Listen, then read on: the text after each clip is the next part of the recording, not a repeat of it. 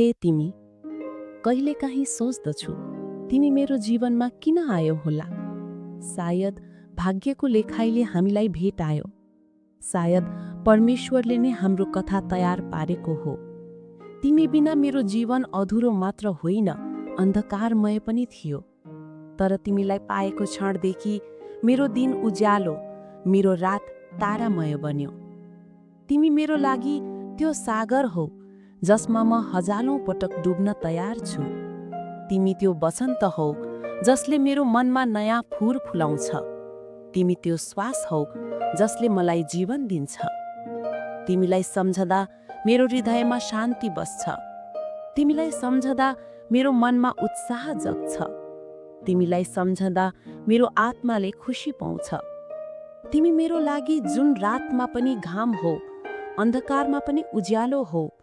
तिमी मेरो लागि भविष्यको आशा, सपना र विश्वास हो।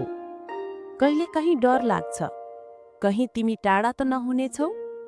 तर फेरि मुटुले भन्छ, तिमी र म, हाम्रो सम्बन्ध समयभन्दा पनि गहिरो छ। तिमी मात्र मेरो प्रिय होइनौ, तिमी मेरो आत्माको अंश हौ। तिमी मेरो लागि सांसारिक होइन, अनन्त सम्बन्धको प्रमाण हौ।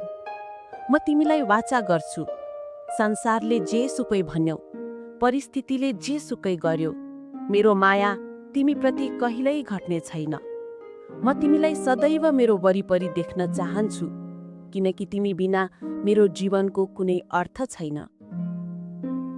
यदि यो भिडियोले तपाईलाई केही सिकाउन मद्दत गर्यो वा मन छोयो भने कृपया भिडियोलाई लाइक गर्नुहोस्। हाम्रो प्रयासलाई प्रोत्साहन दिनको लागि एउटा छोटो कमेन्ट गर्नुहोस् र आफ्ना साथीभाइ तथा दिदीबहिनीसँग शेयर गर्नुहोस्। यस्तै उपयोगी भिडियोहरू हेर्नका लागि हाम्रो च्यानललाई सब्स्क्राइब गर्नुहोस् र नयाँ भिडियोहरूको सूचना पाउन बेल आइकन थिच्न नभुल्नुहोला। अर्को भिडियोमा भेटौँला।